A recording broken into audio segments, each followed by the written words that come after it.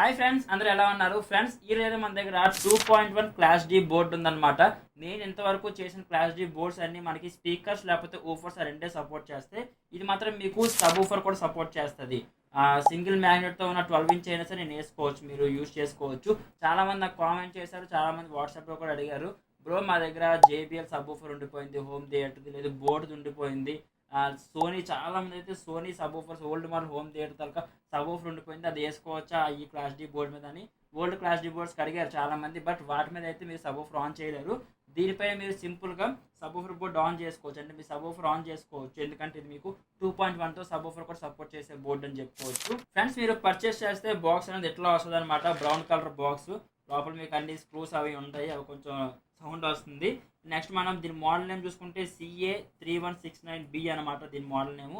Box పైన కూడా mention చేస్తున్నారు ఆ మోడల్ నేమ్ అన్నది.